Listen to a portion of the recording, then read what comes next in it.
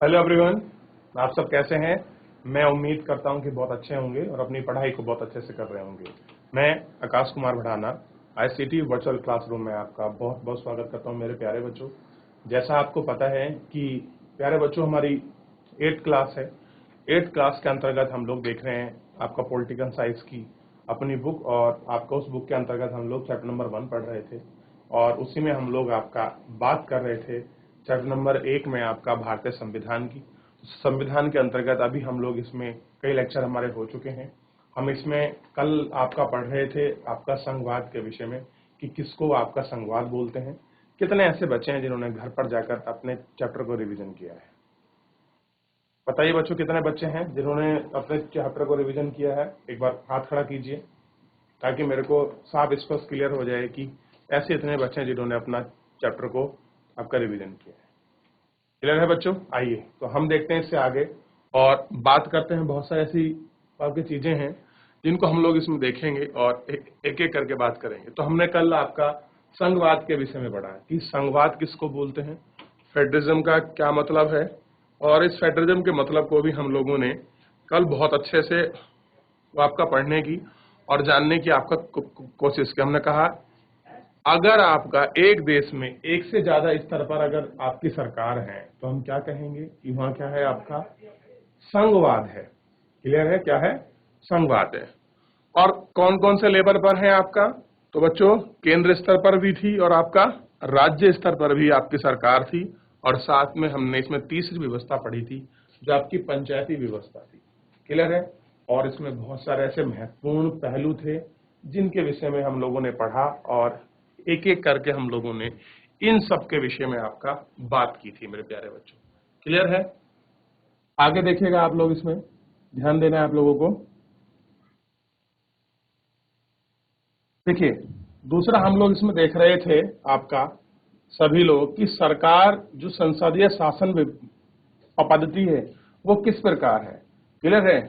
क्या चीज है उसमें, कैसे आपको वोट डालने का अधिकार दिया गया है, इन सभी चीजों को हम लोगों ने अपने इस लेक्चर के माध्यम से एक एक करके बहुत अच्छे से आपका पढ़ने का प्रयास किया, उसको जानने का प्रयास किया कि क्या शासन व्यवस्था है, क्या उसकी शासन पद्धति है।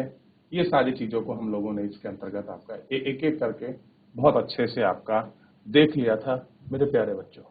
क्लियर है? यह आपको ध्यान देना है। साथ ही में इसके अंतर्गत और बहुत सारी जो काफी महत्वपूर्ण चीजें थी हमने उनको भी पढ़ा और उनको भी हमने आपके एक एक करके इसमें आपका देखा। चुनाव व्यवस्था को देख रहे थे, किस प्रकार से आपका वोट पड़ता है।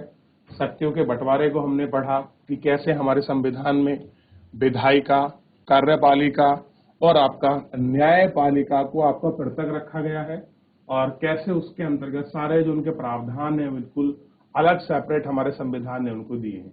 क्लियर है? इन सारी चीजों को भी हमने अपने इस लेक्चर के माध्यम से बहुत अच्छे से पढ़ा। फिर हमने देखा कि संविधान में जो आपका निर्वाचित प्रतिनिधि होते हैं वो कार्यपालिका में ऐसे लोगों का समूह होता है जिनकी जिम्मेदारी क्या है कि वो कानून को आपका लागू करे और शासन चलाने का काम देखे। यानी कि किस प्रकार से शासन चलेगा, शासन व्यवस्था होगी, ये जिम्मेदारी किसकी है? ये जिम्मेदारी उन लोगों की ही है मेरे प्यारे बच्चों। आगे देखिए, फिर हमने पढ़ा कि न्यायालयों की व्यवस्था न्यायपालिका कहलाती है। अब आप मुझे देखिए, आप लोग देखेंगे कि हमारे यहाँ जिला स्तर पर न्यायालय मिलेगा, आपको राज्य स्तर पर न्यायालय मिलेगा और आपको एक संघ स्तर पर आपको न्यायालय मिलेगा। देखिए, हर राज्य का अलग अलग न्यायालय हो सकता है, 2-3 राज्यों का एक न्यायालय हो सकता है, लेकिन संघ का केवल एक ही न्यायालय है। इसको हम बोलते हैं सर्वोच्च न्यायालय, यानी कि सुप्रीम कोर्ट। ये कैसा है? केवल एक ही न्यायालय है पूरे संघ का। क्लियर है? ये आपको ध्यान रखना है। और हमने इसमें क्या पढ़ा कि इन सभी के जो अंग हैं, उनकी जो शक्ति है, हमने उसके विषय में भी गौर करके एक एक करके सारी चीजों को, हर स्टेप को हमने इसमें जानने की और देखने का प्रयास किया है। शक्तियों के इस बंटवारे के आधार पर प्रत्येक अंग को एक दूसरे पर अंकुश रखते हैं। यानी कि ऐसा नहीं है कि केवल कार्यपालिका अपनी मनमानी कर सकती है और विधायपालिका अपनी मनमानी कर सकती है, या फिर आपका न्यायपालिका अपनी मनमानी कर सकती नहीं। सब पर एक दूसरे को अंकुश लगाया गया है, क्योंकि सबको संविधान के अनुसार ही आपके प्रावधान दिए गए हैं और सबको संविधान के अनुसार ही काम करने का अधिकार है, और वैसे ही उनको क्या मिले? आपके राइट्स मिले हैं मेरे प्यारे बच्चों। क्लियर है? कल हम मौलिक अधिकार की बात कर रहे थे और मैंने आपसे पूछा था कि कौन कौन से मौलिक अधिकार हैं, और ये आपके लिए प्रश्न है, आप लोगों को घर से लिख के लाना है कि हमारे कितने मौलिक अधिकार हैं, और इस मौलिक अधिकार के विषय में आपको घर से लिख कर लाना था। ऐसे कितने बच्चे हैं जिन्होंने मौलिक अधिकार के विषय में पढ़ा है और मौलिक अधिकार के विषय में जो है आपका जानकारी आपका जुटाई है? ऐसे कितने बच्चे हैं? क्या कोई ऐसा बच्चा है जिसने आपके मौलिक अधिकारों को जाकर खोजने का आपका प्रयास किया, गूगल के माध्यम से, किसी बुक या पुस्तक के माध्यम से? बताइए मुझे मेरे प्यारे बच्चों, ऐसे कितने बच्चे हैं? नहीं तो जब मैं ये चैप्टर आपका अंतिम करूंगा उस समय आपको मौलिक अधिकार में लिखाऊंगा, ये मेरी जिम्मेदारी है। लेकिन मैंने एक छोटा सा होमवर्क आपको भी दिया था ताकि आप लोग इस क्षेत्र में अपना थोड़ा सा आपका रिसर्च करें, कुछ मेहनत करें, ताकि कुछ चीज आपको मिल सके। क्लियर है मेरे प्यारे बच्चों? आइए हम लोग इसे देखते हैं। ठीक, और ध्यान देना है आपको कि हमने देखा है कि कैसे मौलिक अधिकार भारतीय संविधान की अंतरात्मा कहे जाते हैं, कैसे औपनिवेशिक शासन व्यवस्था के अंतर्गत ये सारी चीजें चली, और इन सारी चीजों को हमने आपका गौर करके एक तरीके से देखा। तो एक बार इस पर आप लोग नजर लगा लीजिए। तो इतना देखा बच्चों आपने? ठीक है, चलिए आगे देखिए। इसलिए राष्ट्रवादी चाहते थे कि स्वतंत्र भारत में राज्यों की सत्ता का दुरुपयोग से बचाने के लिए, अब देखिए हमने एक बहुत लंबा संघर्ष आपका झेला है, और इस संघर्ष के अंतर्गत हमने देखा है कि आपका किस प्रकार से ब्रिटिश औपनिवेशिक शासन के अंतर्गत हमने बहुत सारे ऐसे शासन व्यवस्था के अंतर्गत अपना समय निकाला है, और हमने उनकी बहुत सारी ऐसी क्रूर नीतियों को भी आपका देखा है। इसीलिए हमने, जो हमारे संविधान आपके बनाने वाले लोग थे, उन्होंने ये वो आपका निश्चित किया, चाहे कुछ भी हो जाए लेकिन किसी भी व्यक्ति का जो मौलिक अधिकार है उनका हनन हम नहीं होने देंगे। और वैसे भी आपको ध्यान रखना चाहिए कि जो आपके मौलिक अधिकार हैं ये हमेशा राज्य के विरुद्ध होते हैं। राज्य का विरोध का यह मतलब है कि राज्य किसी व्यक्ति पर अपनी मनमानी ना करे, उसके लिए ये जो अधिकार हैं ये व्यक्ति को दी गए हैं। क्लियर है मेरे प्यारे बच्चों? आगे देखते हैं। देखिए, विभिन्न अल्पसंख्यक समुदाय भी चाहते हैं कि संविधान में ऐसे अधिकारों को शामिल किया जाए। कैसे अधिकारों को आपका शामिल किया जाए मेरे प्यारे बच्चों? देखिए, जो उनके समूह की रक्षा कर सकें। अब साथ में हमको ये भी देखना है कि जो लोग अल्पसंख्यक हैं, सबसे पहले मुझे बताइए बच्चों, अल्पसंख्यक कौन होते हैं? तो सिंपल देखिए बच्चों, आप, अगर मैं आपकी क्लास के माध्यम से आपको समझाऊं कि मान लीजिए आपकी कक्षा में 100 विद्यार्थी पढ़ते हैं, 100 विद्यार्थी में अगर 30 आपकी बालिकाएं हैं और 70 आपके लड़के हैं, तो आप कह सकते हैं कि लड़कियां क्या हैं? अल्पसंख्यक हैं। अल्पसंख्यक का सीधा सा मतलब है कोई दूसरा समुदाय, जाति, वर्ग और किसी वर्ग, समुदाय, जाति की तुलना में उसकी संख्या क्या हो? आपका कम हो, तो हम कह सकते हैं वो क्या है? अल्पसंख्यक है। क्लियर है? ये आपको ध्यान रखना है मेरे प्यारे बच्चों बहुत अच्छे से। क्लियर है? फलस्वरूप बहुसंख्यकों से अल्पसंख्यकों के अधिकार की रक्षा। अब देखिए वही बात कर रहे हैं कि जिनकी अल्पसंख्यक हैं उनकी रक्षा की जानी चाहिए, किनसे? जो आपके संख्या में बहुत ज्यादा हैं, इसी की ये आपका बात की गई है। अब देखिए, इन मौलिक अधिकारों के बारे में डॉक्टर भीमराव अंबेडकर ने कहा था कि, क्या कहा था इनका? आपको ध्यान रखना है। इनका दोहरा उद्देश्य है, पहला, हरेक नागरिक की स्थिति हो और वह जिन नागरिकों के लिए दावेदारी कर सकते हैं, और दूसरों के ये हर अधिकार और उनकी सत्ता के लिए बाध्यकारी हो, जिसे कानून का अधिकार दिया गया है।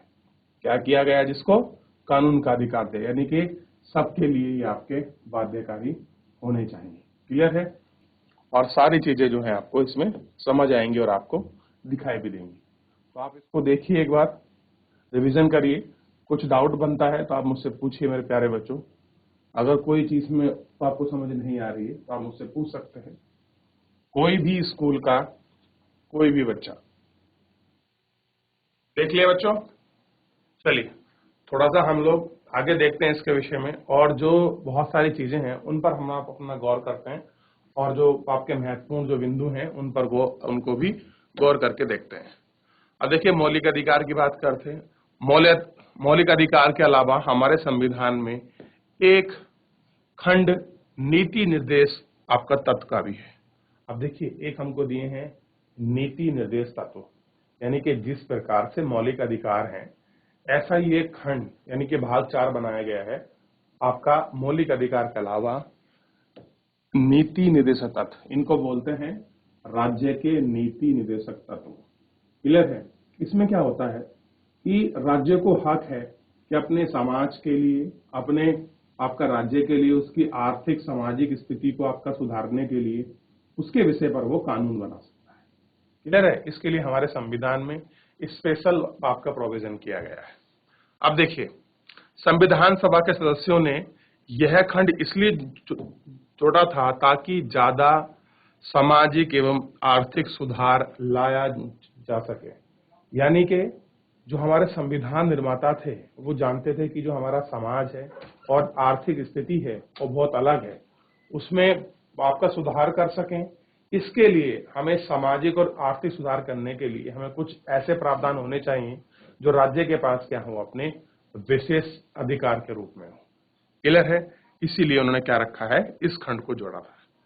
वे चाहते थे कि स्वतंत्र भारतीय राज्य जनता की गरीबी दूर करने वाले कानून और आपका नीति बना सके। क्या कर सकें? ऐसी नीति, ऐसी कानून को जो है वो आपका बना सके। क्लियर है? ये सारी चीजें इसमें जो है आपका रखी गई थी। क्लियर है? ये थोड़ा सा आप लोगों को इसमें ध्यान रखना है और इसमें आपको देखना है। क्लियर है मेरे प्यारे बच्चों? देखिए, हमने इसमें आपका जो था ये मेन आपका चैप्टर है संसदीय शासन जो प्रणाली व्यवस्था है, उसको भी हमने पढ़ा। शक्तियों के बंटवारों को भी हमने इसके अंतर्गत आपका देख लिया। एक एक करके मौलिक अधिकार के विषय में भी हमने इसमें आपका पढ़ा और जितनी भी आपके महत्वपूर्ण चीजें थी उसके बारे में हमने पढ़ा। थोड़ा सा हम इसमें एक टॉपिक है जो आपको नेक्स्ट आपको लेक्चर भी मिलेगा और ये नेक्स्ट लेक्चर है आपका धर्मनिरपेक्षता। इसके विषय में भी हम लोग थोड़ा सा आपका देख लेते हैं और इसके विषय में भी हम लोग आपका बात कर लेते हैं कि धर्मनिरपेक्षता क्या है। क्लियर है? थोड़ा सा आपको इसके विषय में पता होना चाहिए। देखिए, धर्मनिरपेक्षता, धर्मनिरपेक्ष राज्य वह राज्य होता है जिसमें राज्य अधिकृत रूप से किसी भी धर्म को राष्ट्र के धर्म के रूप में बढ़ावा नहीं देता। यानी कि हम ये आपका मान सकते हैं कि आप किसको कहेंगे कि आपका कोई राज्य आपका धर्मनिरपेक्ष राज्य है कि नहीं है। तो कौन होगा बच्चों? जिस किसी देश का, जिस किसी राज्य का कोई धर्म नहीं होगा, हम उसको क्या मानेंगे कि वह धर्मनिरपेक्ष राष्ट्र है। अब मुझे बताइए, क्या भारत एक धर्मनिरपेक्ष राज्य है कि नहीं है? बताइए मेरे प्यारे बच्चों। तो बच्चों, भारत एक धर्मनिरपेक्ष राज्य है। भारत का कोई आपका धर्म नहीं है। यहाँ सब धर्मों को, हर पंथ को आपका मानने का अधिकार है। तो भारत एक धर्मनिरपेक्ष या कह सकते हैं कि पंथ निरपेक्ष राज्य है। हर किसी को अपने पंथ को, धर्म को मानने का अधिकार है। क्लियर है? आइए इस पर हम और बहुत सारी इसमें इसके अंतर्गत जो है बात करते हैं। आप इस बात को समझने लगे हैं कि कभी कभी देश के इतिहास यह तय कर देता है कि देश का संविधान कैसा होगा। संविधान उन आदर्शों को तय करने में एक महत्वपूर्ण भूमिका निभाता है। क्या करता है? उनको तय करने में एक आपकी महत्वपूर्ण भूमिका निभाता है। और मेन बात क्या है संविधान के अंतर्गत? जो आदर्श हैं, जो आपके विचार हैं, हम उनकी ही बात कर रहे हैं कि क्या आदर्श हैं, क्या विचार हैं। ये आदर्श और ये विचार को हमको आपका देखना होता है मेरे प्यारे बच्चों। क्लियर है? जिस प्रकार हमने पढ़ा था कि जिस प्रकार फुटबॉल के नियम बदलते ही खेल का नियम बदल जाता है। क्लियर है? कि अगर एक बार फुटबॉल का नियम अगर खेल है उसमें जो आपके नियम है, अगर वो नियम बदल जाए तो ये मान लीजिए फुटबॉल का जो खेल है उसका नियम ही बदल जाता है। उसी तरह जिन देशों में संविधान में भारी बदलाव आ जाते हैं वहां देश का बुनियादी स्वरूप ही आपका बदल जाता है। अब देखिए, इस संविधान में आपका चेंजेस हो रहे हैं तो बहुत ज्यादा चेंज होने से क्या होता है, जो संविधान का जो बेसिक स्ट्रक्चर होता है उसमें क्या होता है, आपका चेंजेस नजर हमको आने लगते हैं। ठीक, ये आपको ध्यान देना है। ठीक है, हम नेपाल में यह देख चुके हैं और नेपाल की स्थिति को आप लोगों ने पढ़ा होगा पिछले लेक्चरों में। तो हम नेपाल की स्थिति को भी हमने देखा कि क्या स्थिति रही थी नेपाल में। वहाँ लोकतंत्र बनाने की जरूरत के साथ साथ एक नए संविधान की जरूरत भी पैदा हो रही थी। क्या करना है कि लोकतंत्र बनाने के साथ एक उनको संविधान भी बनाना है, जिसकी उन्हें क्या हो रही थी, आपका जरूरत भी आपका महसूस हो रही थी। ये आपको पता होना चाहिए। क्लियर है? अब कुछ इसमें इमेज दी गई हैं, आप इनको देखिएगा, बड़ी लौकिक हैं और बड़ी अच्छी लगेंगे आपको। देखिए, पंडित जवाहरलाल नेहरू आपका सिग्नेचर कर रहे हैं, उधर राजेंद्र प्रसाद हैं, ये सिग्नेचर कर रहे हैं, सरदार वल्लभ भाई पटेल और बहुत सारे ऐसे आपके संविधान सभा के व्यक्ति हैं जो आपका सिग्नेचर कर रहे हैं। आप इनको एक बार देख सकते हैं मेरे प्यारे बच्चों।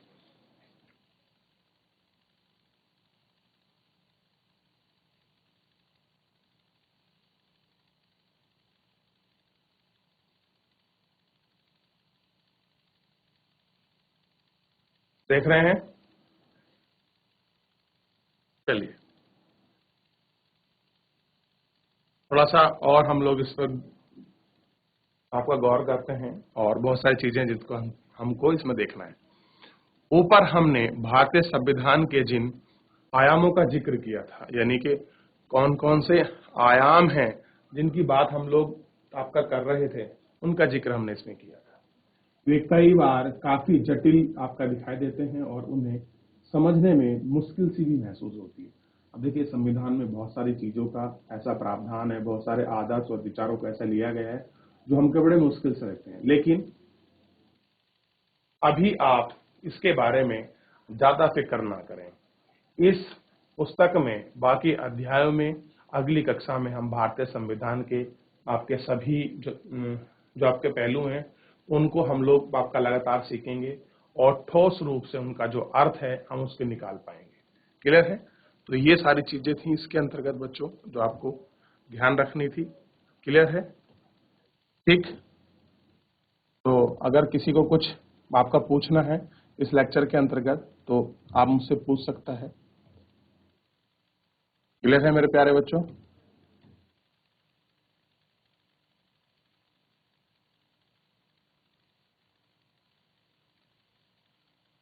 देख लीजिए, एक बार कुछ रिवीजन कराना हो, कुछ पूछना हो तो आप लोग पूछ सकते हैं।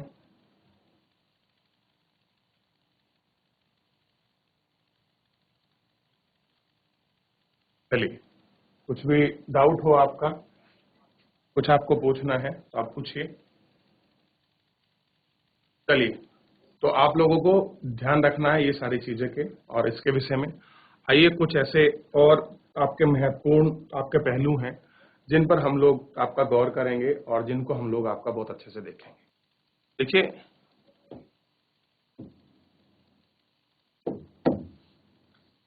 इसके अंतर्गत हमने चैप्टर में कुछ आपके जो है, जब हमारा संविधान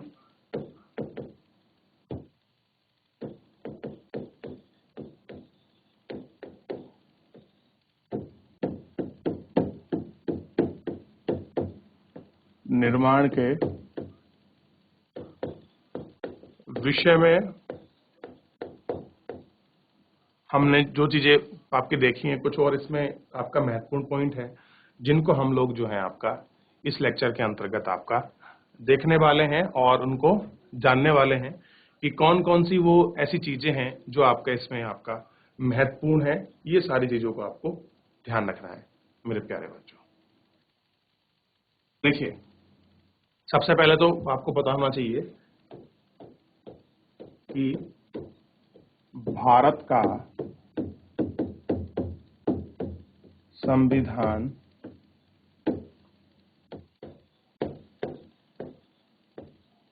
विश्व का सबसे बड़ा व लिखित संविधान है। कैसा है बच्चों? विश्व का आपका सबसे बड़ा एवं लिखित संविधान है, ये आपको देखना है।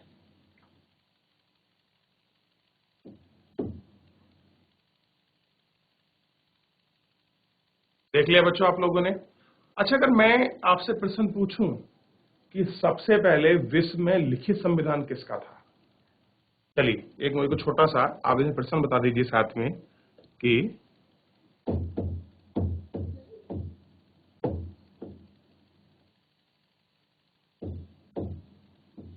विश्व का सबसे पहला लिखित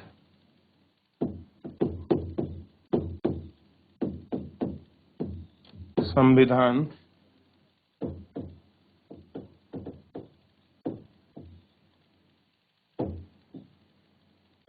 कह सकते हैं किस देश का था,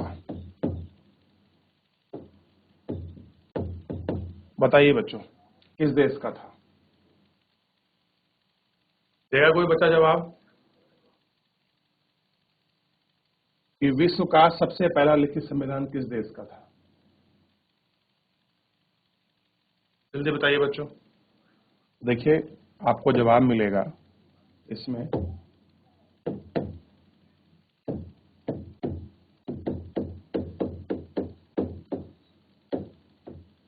अमेरिका का। किसका मिलेगा, अमेरिका को आपको सबसे पहला लिखित संविधान मिलेगा। क्लियर है, ये आपको ध्यान रखना है। ठीक, और इसमें बहुत सारे जो आपके महत्वपूर्ण बिंदु थे मैंने आपको लिखाए थे कि हमारे संविधान को बनने में 2 वर्ष 11 माह 18 दिन का आपका समय लगा। 26 नवंबर 1949 को संविधान बनकर हमारा तैयार हुआ और 26 जनवरी 1950 को जो है हमारा संविधान आपका लागू हुआ। ये सारी चीजें मैंने आपको इस लेक्चर के अंतर्गत आपका लिखा दी थी और मैंने आपको पहले ही आपको पीपीटी के माध्यम से इन सारी चीजों को आपको समझाया था और आपको दिखाया था। क्लियर है बच्चों, ये आपको ध्यान रखना है। तो एक बार इसको नोट करना चाहें प्रश्न को आप लोग नोट कर सकते हैं।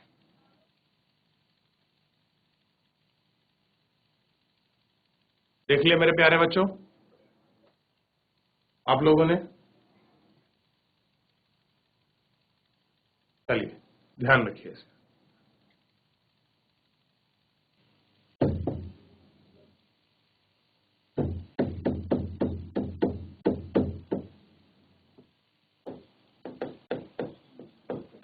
मौलिक अधिकार, देखिए मैंने आपसे कहा था कि मैं बच्चों आपको मौलिक अधिकार के विषय में बताऊंगा। आपको मौलिक अधिकार बताऊंगा कि हमारे कितने मौलिक अधिकार हैं, तो उस पर हम लोग आपका बात कर रहे थे। तो देखिए सबसे पहले हमने पढ़ा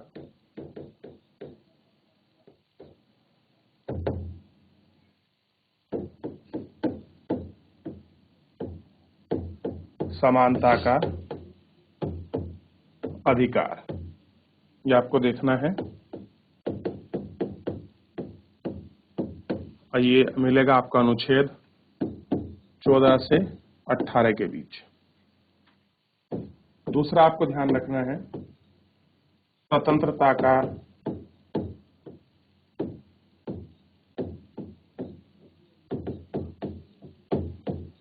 अधिकार, ये आपको देखना है अनुच्छेद 19 से 22। अगला देखिए शोषण के विरुद्ध अधिकार, तो आपको मिलेगा अनुच्छेद 23 से लेकर आपको 24 के बीच। चौथा मिलेगा आपको धर्म की स्वतंत्रता का अधिकार, और ये मिलेगा अनुच्छेद आपको बच्चों 25 से 28 के बीच। ठीक है, और पांचवा है आपका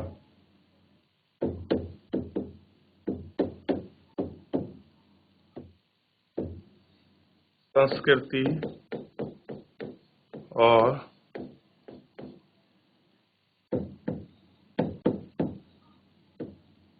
शैक्षिक अधिकार, ये है आपका अनुच्छेद 29 से 30 के बीच। और 6 नंबर है संवैधानिक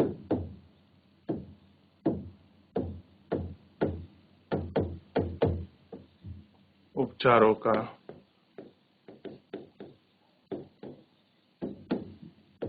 अधिकार, अनुच्छेद 32। ऐसा है अनुच्छेद 32। तो बच्चों, इस तरह से हमने अपने जो 6 मौलिक अधिकार हैं उनके विषय में हमने पढ़ा और उनके विषय में एक-एक करके आप लोगों का बात कर लिया। देखिए, स्क्रीन में आपको फ्लैक्स करा देता हूं और मैं आपको दिखा देता हूं। ये आप लोगों को ध्यान रखना है, ठीक है? तो आप इनको सारे बच्चे एक-एक करके अभी आप लोग इनको अच्छे से कॉपी कर लीजिए। फिलहाल आपका समय समाप्त हो रहा है। हम लोग मिलते हैं नेक्स्ट लेक्चर में। आप तब तक अपना ध्यान रखिए, स्वस्थ रहिए, अपनी पढ़ाई को बहुत अच्छे से करते रहिए। मुझसे जुड़ने के लिए आपका बहुत बहुत धन्यवाद।